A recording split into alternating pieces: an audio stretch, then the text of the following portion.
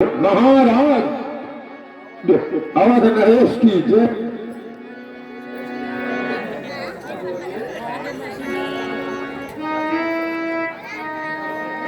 महाराज हम जनकपुर से आए हुए हैं। महाराज विदेह राज के दूत हैं। अच्छा, विदेह राज के दूत। कहो विदेह राज कुशल से तो है।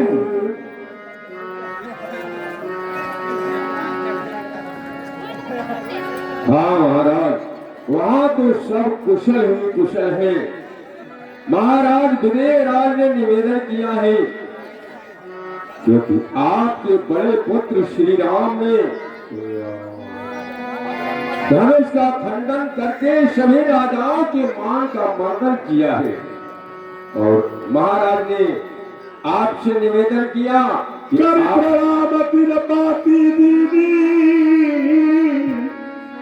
मुदित महितया पहुँची महाराज यह पत्रिका स्वीकार कीजिए। बारी बिलोचन बाचत पाती, बारी बिलोचन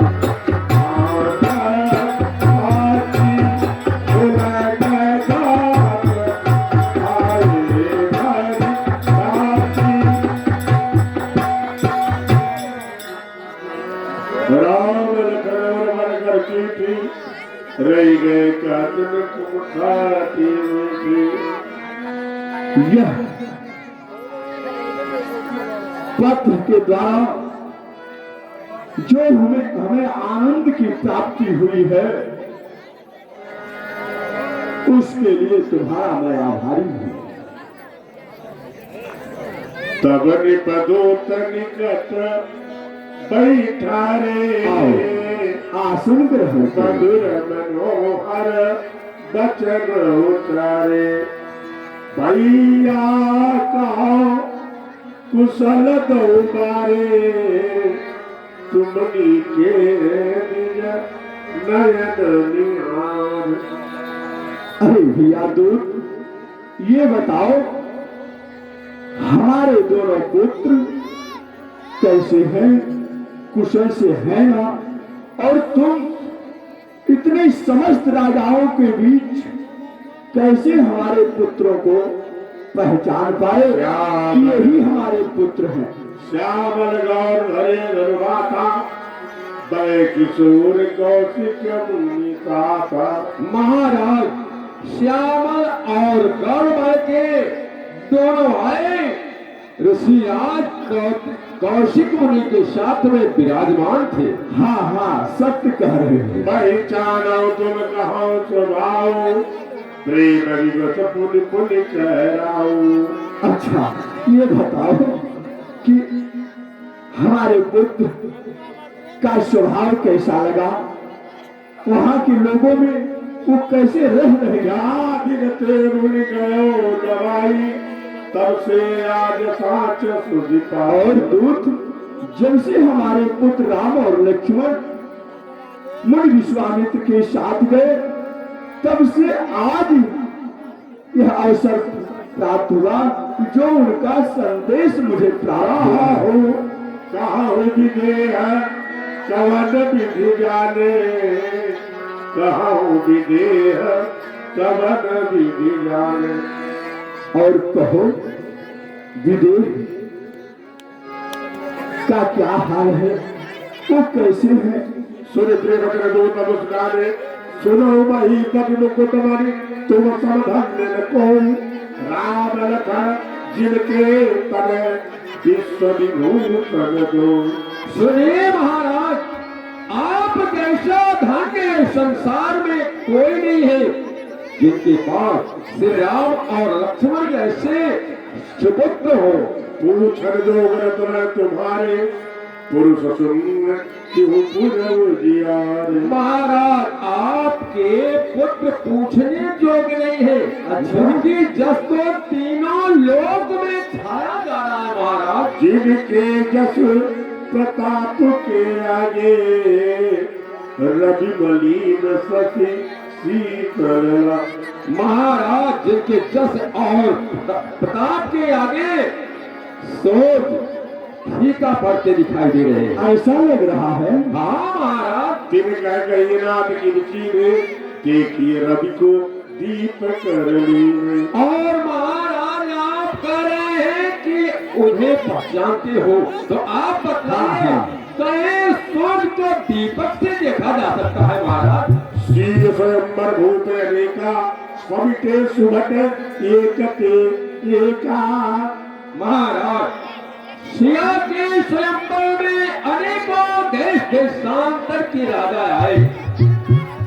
शंभु सरासर राहुल तारा हारे सकल वीर बरिया। परंतु महाराज भोलेनाथ के को दंड को कोई हिला तक न सका। अच्छा। हाँ महाराज। तीन लोक महके भटवानी सबके शक्ति संबोधन वाणी। महाराज तीनों लोगों में जितने भी वीर हैं सबकी शक्ति मानो अर्गों में समा गया हो महाराज। सकल उठाई छुरा सुरदेरु सोहिहार जयो करितेरु। अरे महाराज अब क्या कहे। रावण बाणासुर जैसे जिस धनुष को हिला तक न सके उस धनुष को आपके बड़े सुपुत्र जैसे मतवाला हाथी कमल दंडी को तोड़ देता है उसी प्रकार से स्वर्ण तोड़ दिए। अरे कोई देख भी न सका कि कब तोड़े हो गया। क्या वहाँ उस सभा के बीच सहस्त्राम कृष्ण बाणासुर का ही आगमन हुआ। हाँ महाराज। और लंकाधीश्वर रावण का ही। हाँ महाराज। सूर्य सरोज विनायक आए बहुत भात दिखाए। आए महाराज क्या कहो। दास खंड होने के बाद परशुराम जी महाराज आ गए। अरे भगवान परशुराम का आगमन। हाँ महाराज। अरे सब कुशलता तो है वहाँ। देख राम पूरी निज धरुदीना चरबो विनयरा बन जौन बलकीना। आए महाराज कुछ देर तक तो बहुत बात हुई थी और जब महाराज परशुराम कुछ शांति में आए तो क्या हुआ उन्होंने अपना धनुष बाण दे करके और कहा राम राम अतुल बल जैसे तेज निधान लखन तुल कैसे। महाराज जिस प्रकार से आपके बड़े पुत्र राम का बल है उसी तरह से लखनलाल भी बलशाली है महाराज। देखिए हमारे लक्ष्मण। हाँ हाँ। अच्छा देख आगे देखिए देव का बालक गौ अपने आंख करे आवत को। महाराज अब कोई भी निगाह में नहीं आता कि वैसा बालक कोई भी है इस संसार में। दूत लागी प्रेम प्रताप वीर रघुपानी सभा समेत राओ अनुरागे दूतन देव निछावरी। सेवक युवराज राजकोष विदेह राज के यहाँ से आए हुए इस दूत को इतना न्यौछावरी दिया जाए कि फिर संसार में इन्हें किसी से लेने की आवश्यकता न हो। लाया लाया महाराज लाया महाराज हम विदेह राज के दूत हैं और आप हमें न्यौछावरी देना चाहते हैं। ये हमारा फर्ज है। लेकिन महाराज हमारा भी कुछ कर्तव्य है। हम जनकपुर के रहने के कारण जिस प्रकार से विदेह राज की पुत्री है उसी प्रकार से जानकी हमारी पुत्री ही है। धन्य हो विदेह राज धन्य हो। धन्य हो महाराज आप जैसे राज राजेंद्र धन्य है। महाराज जिस गांव में कन्या की ब्याह हो जाती है उस ग्राम का उस देश का हम लोग जल नहीं ग्रहण करना चाहते हैं महाराज। जब उस नगर के सेवक का यह विचार है इतना मनोरम तो महाराज आप वास्तव में विदेह महाराज अब हम आपसे निवेदन करना चाहते हैं कि आप अविलंब बारात साज करके और जनकपुर के लिए प्रस्थान कीजिएगा, मुझे आज्ञा दीजिए। परंतु क्या हुआ? देखो तुम इतनी दूर से चलकर आए हो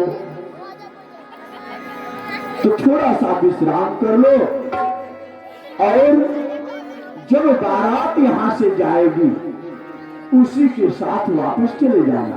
नहीं महाराज, मुझे आज्ञा दीजिए, क्योंकि मुझे जनकपुर जा करके वहाँ का व्यवस्था देखना है महाराज। अच्छा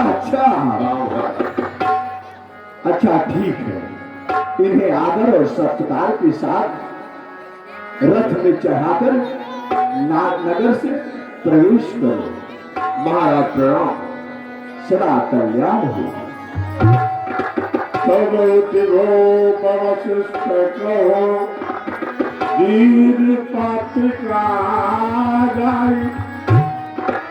कथा सुनाए गुरु का सादर दो